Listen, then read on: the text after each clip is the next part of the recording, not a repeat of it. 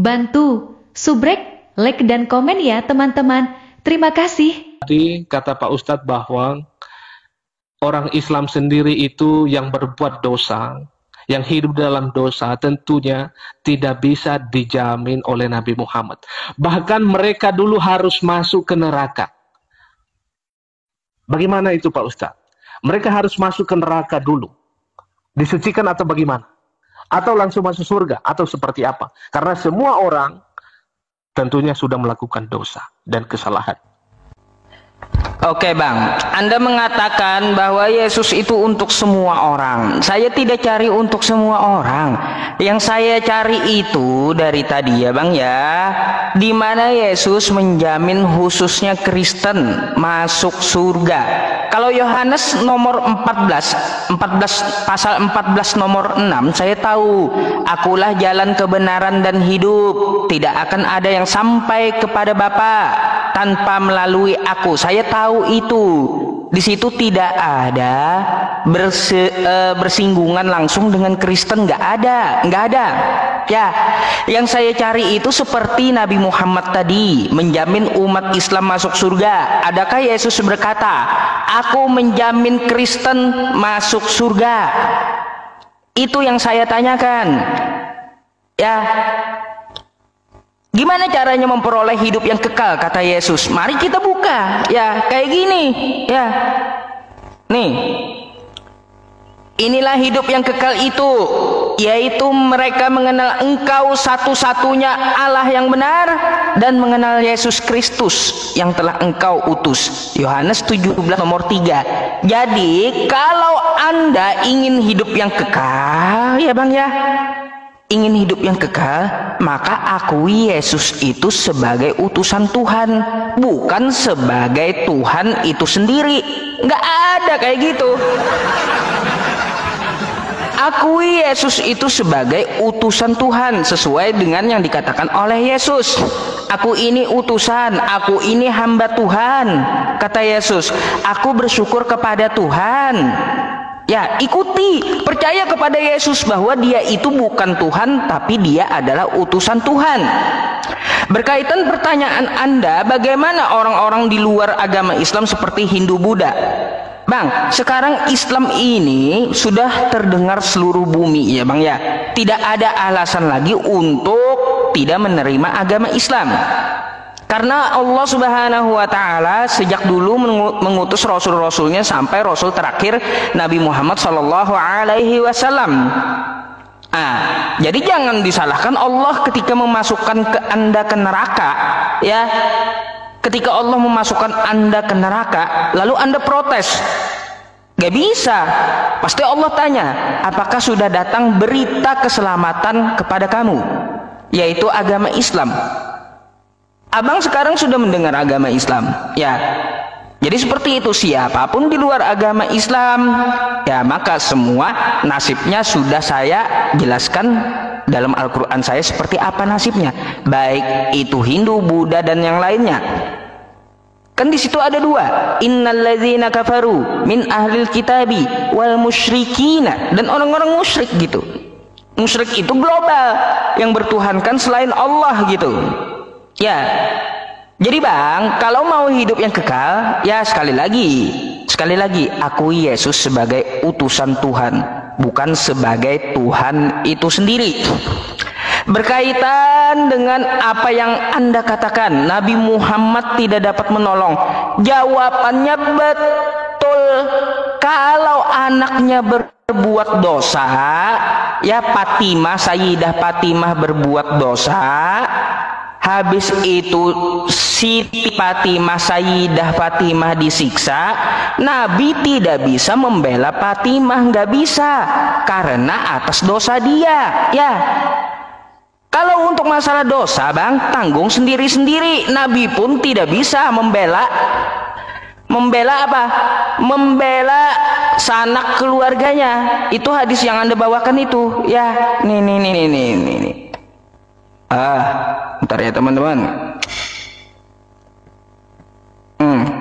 Nih, Bang. Wala taziru waziratu wizra ukhra. dan orang-orang berdosa tidak akan memikul dosa orang lain. Ya jelaslah Nabi Muhammad tidak dapat membela anaknya kalau anaknya berbuat dosa. Hak apa Nabi Muhammad? Dosa tanggung sendiri-sendiri gitu ya. Tapi kalau untuk jaminan surga, Nabi Muhammad menjamin umatnya masuk surga ya. Kayak gitu. Kagak usah keluarganya ya, kagak usah keluarganya, umat Nabi Muhammad yang berbuat dosa nggak bisa Nabi Muhammad membela di hadapan Tuhan, membenarkan dosa tersebut nggak bisa. Tapi kalau untuk menjamin surga jelas gitu ya, Nabi Muhammad kullu ummati yadkhulunal jannah ya. Ngapain orang salah, orang berdosa dibela? Aneh-aneh aja ya. Dan kita sudah mendengarkan bersama-sama apa yang disampaikan oleh Pak Ustadz tadi, yang menjelaskan tentang keyakinan yang kokoh bahwa mereka pasti yakin masuk surga.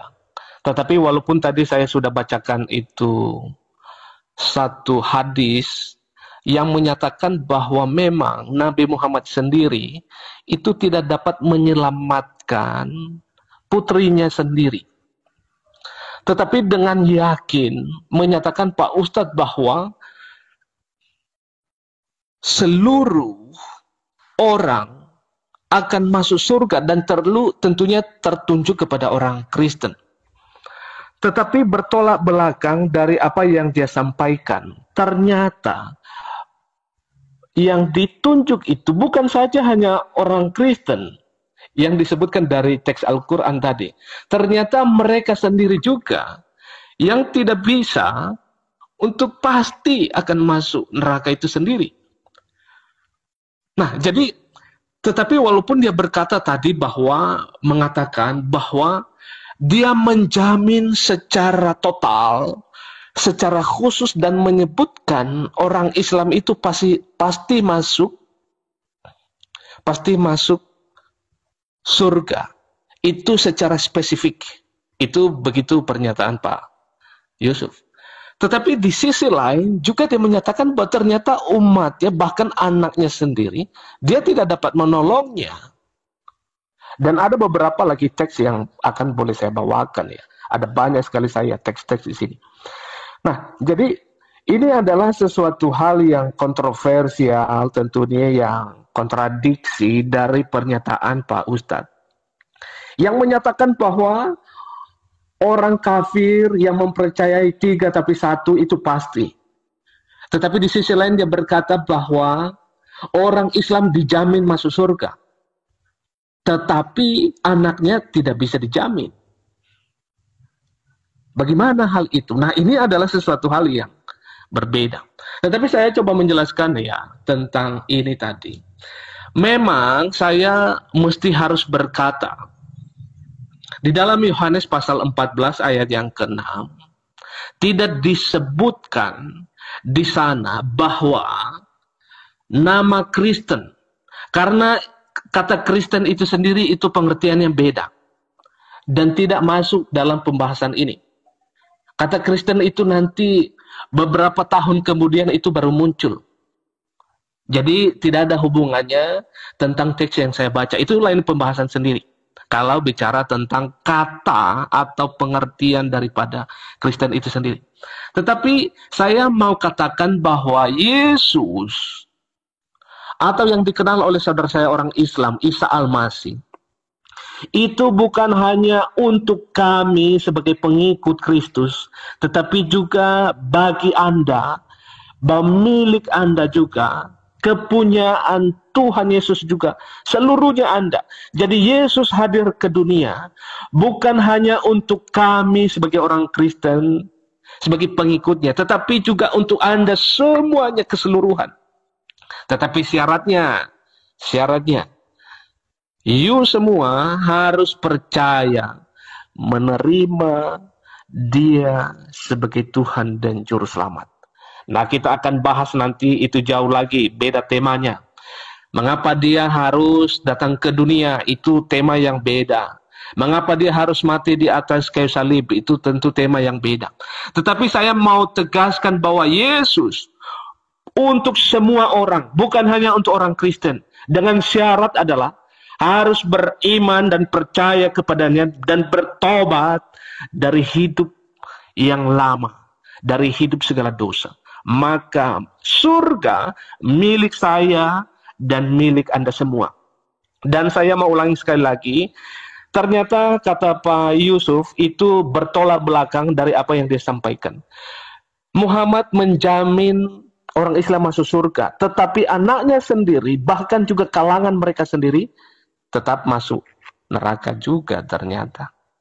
Jadi sesungguhnya ini adalah yang perlu untuk dipahami lebih luas dan lebih dalam. Bagaimana cara untuk mengerti dan memahami ini. Bang, sebaiknya kalau Anda tidak paham tentang hadis saya, lebih baik nanya gitu ya. Hadis yang Anda bawakan itu tentang masalah Nabi Muhammad tidak bisa membela dosa-dosa keluarganya. Ya, apabila anaknya berbuat dosa, Sayyidah Fatimah, Nabi Muhammad tidak bisa membela dosa tersebut. Mau macam mana dibenarkan?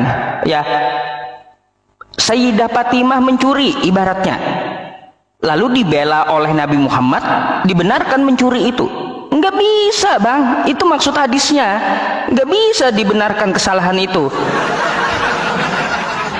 Nggak bisa, sekelas Nabi aja nggak bisa.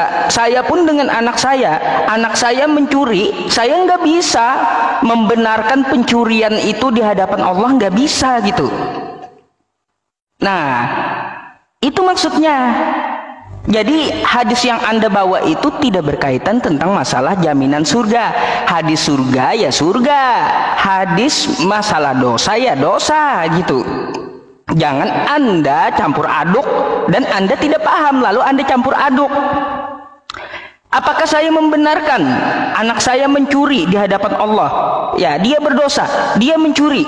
Lalu saya bela anak saya. Oh ya Allah, benar dia mencuri, tapi bla bla bla bla. Saya nggak bisa, saya membela. Nggak bisa saya membenarkan pencurian itu. Nggak bisa. Begitu pula Nabi, nggak bisa membenarkan dosa gitu. Jangan puter-puter gitu ya. Nah, itu yang pertama, Anda nggak pahamnya. Terus untuk masalah surga, kullu ummati yadkhulunal jannah. Ya, semua umatku akan masuk surga. Ingat, dosa tanggung sendiri-sendiri. Sudah saya bilang di awal tadi, ya, wala taziru waziratu wizra ukhra. Faman ya'mal mithqala dzarratin syarran yarah, khairan yarah. Barang siapa berbuat kebaikan sebesar biji zarah, maka dia akan menerima balasan kebaikan tersebut. Terus barang siapa yang berbuat keburukan, maka dia akan menerima balasan keburukan tersebut. Jadi nggak ada hubungannya hadis Nabi Muhammad tidak dapat membela di hadapan Allah dengan jaminan surga. Nggak ada hubungannya, nggak ada. Gitu ya, bedakan. Makanya Anda nggak paham hadis, rupanya nggak paham hadis yang berbicara tema beda, lalu Anda coba menabrakkannya, mencampurkannya, padahal Anda sendiri nggak paham gitu. Nah, berkaitan tentang pertanyaan saya, Bang ya, pertanyaan saya kepada Anda, saya minta tekstual di mana Yesus menjamin surga untuk Kristen. Saya tidak minta retorika yang lain, enggak, bukan minta Yohanes 14 nomor 6, bukan ya. Yang saya minta, hai umat Kristen, kata Yesus, aku telah menjamin kalian masuk surga. Itu secara tekstual ya, tekstual. Kalau kata Anda, oh Yesus itu untuk semua orang, baik. Yang saya cari, yang saya tanya satu saja, untuk Kristen mana? Jaminan untuk Kristen mana? Di mana Yesus menjamin Kristen masuk surga? Yesus hanya menjamin orang yang percaya kepada Yesus seperti apa. Yesus sebagai utusan Tuhan. Inilah hidup yang kekal itu, kata Yesus.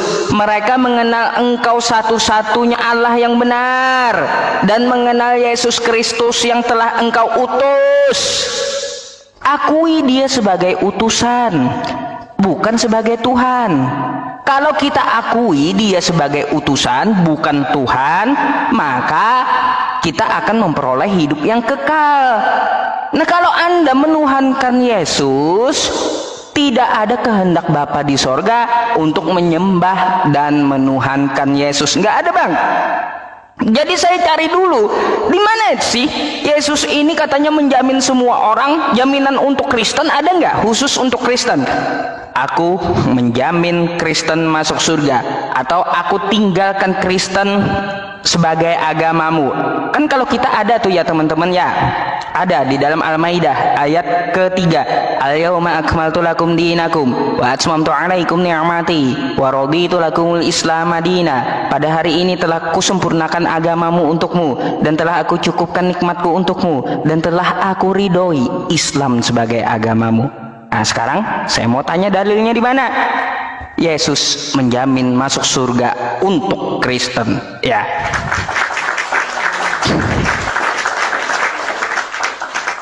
Nah, teman-teman sekalian, sangat bagus ya, sangat bagus. Dan cukup luar biasa apa yang disampaikan oleh Pak Ustadz tadi. Dan lagi-lagi saya mengatakan saya beri apresiasi tentang hal itu. Dan tentu pengikut-pengikutnya Pak Ustadz sangat bangga dengan hal itu. Tetapi lagi-lagi saya katakan bahwa itu hanya bagi saudara saya, pengikutnya Pak Ustadz. Konsep surga yang ditawarkan atau yang disampaikan oleh Pak Ustadz.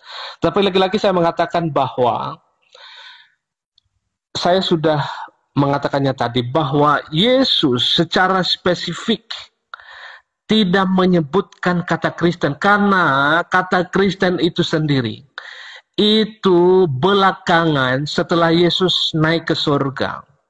Dan itu satu pembahasan yang juga sangat jauh. Nah, ini juga tadi mengatakan Pak Ustadz bahwa kalau Anda bisa masuk surga, maka Anda harus percaya Yesus sebagai utusan.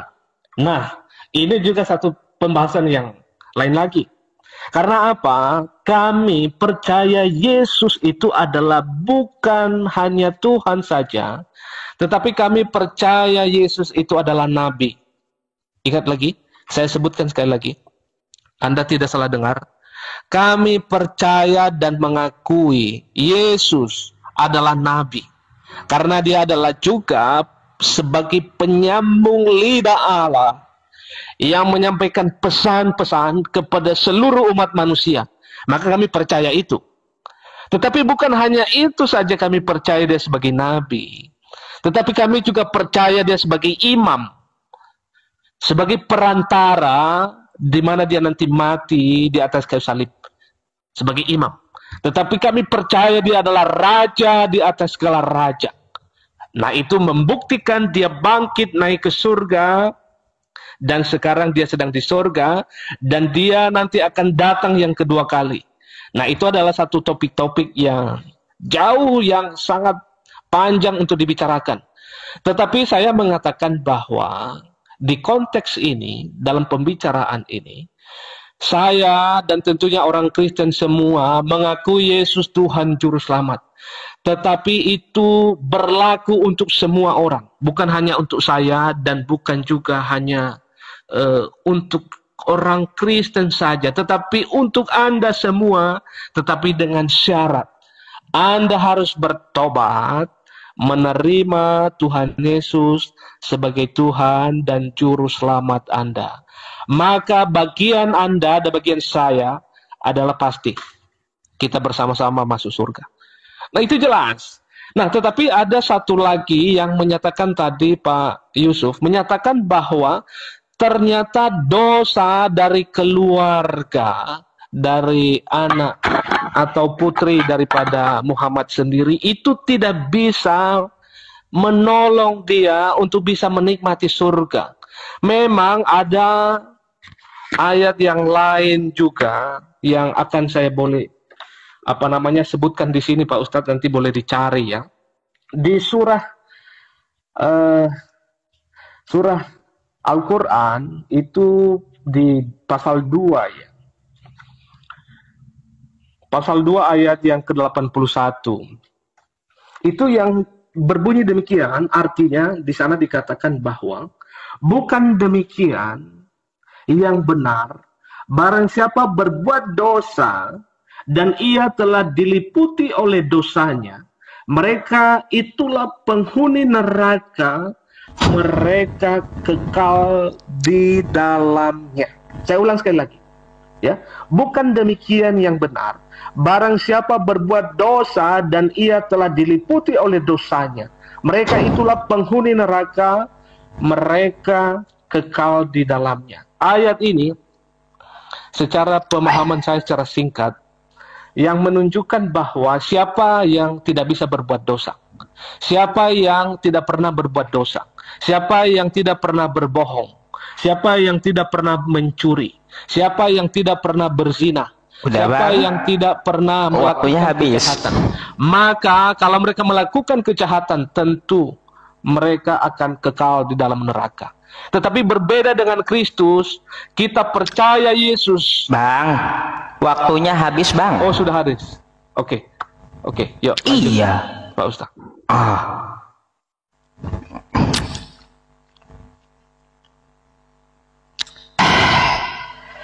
Oke ya teman-teman. Jadi abang ini salah sambung ya dengan hadis kita tadi gitu ya. Nabi Muhammad tidak bisa membela anaknya di hadapan Allah ya, karena kesalahan dari anaknya. Tapi Nabi Muhammad menjamin semuanya yang beragama Islam, termasuk anaknya, untuk hidup di surga ya. Tapi kalau kesalahan, Nabi Muhammad itu tidak bisa membela di hadapan Allah.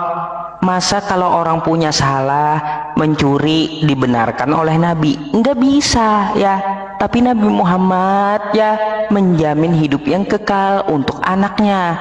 Masya Allah, itu aja kok susah ya menangkapnya, aneh gitu loh.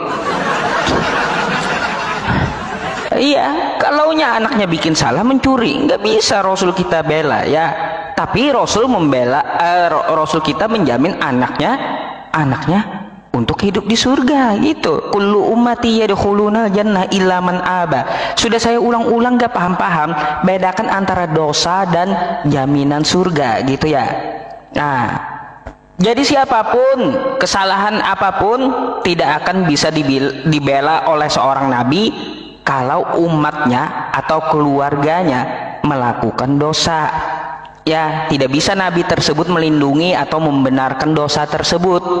Ya, tapi kalau untuk masalah surga, nabi tersebut menjamin akan masuk surga. Ya, jadi kayak gitu. Pahamilah. Berkaitan tentang masalah Yesus, saya minta menjamin. Kristen ternyata nggak ada. Waduh, nggak ada. Rupanya nggak ada ya jaminan Yesus untuk Kristen masuk surga. Waduh. Jangan berbelit-belit bang. Ya, kalau dikatakan kalaunya kagak ada, Yesus kagak kenal Kristen, lalu di mana perintah Yesus agar kamu masuk surga, jadilah Kristen? Mana perintah Yesus? Mana perintah Yesus? Kalaunya kamu ingin masuk dalam kerajaan surga dan mengenal aku, maka jadilah Kristen. Di mana dalilnya? Tunjukkan sama saya. Ya, kalau saya punya dong. Ya, kalau saya punya di dalam agama Islam.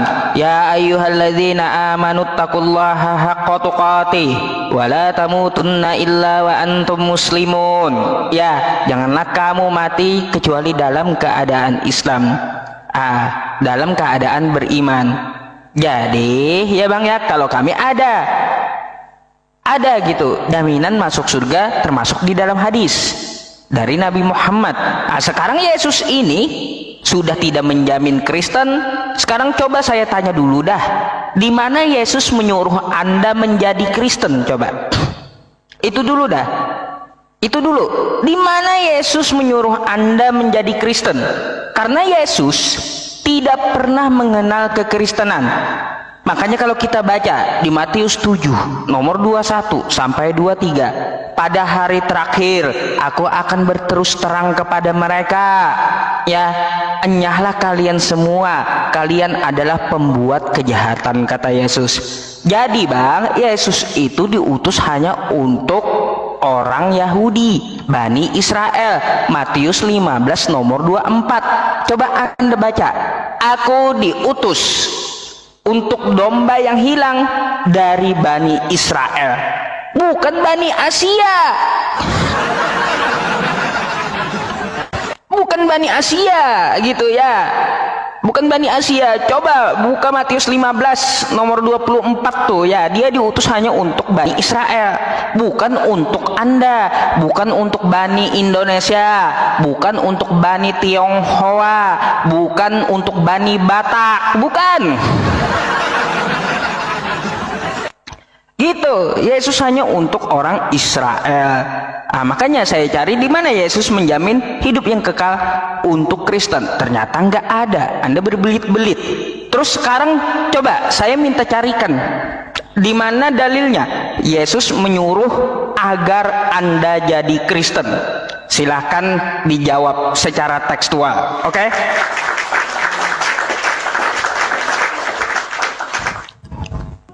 Oke, baik. Terima kasih. Nah, Pak Ustadz, ini adalah yang terakhir. Nanti close statement di babak berikutnya.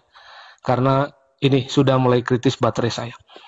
Nah, pertama-tama Pak Ustadz menanyakan di mana ayat yang menyuruh orang menjadi Kristen.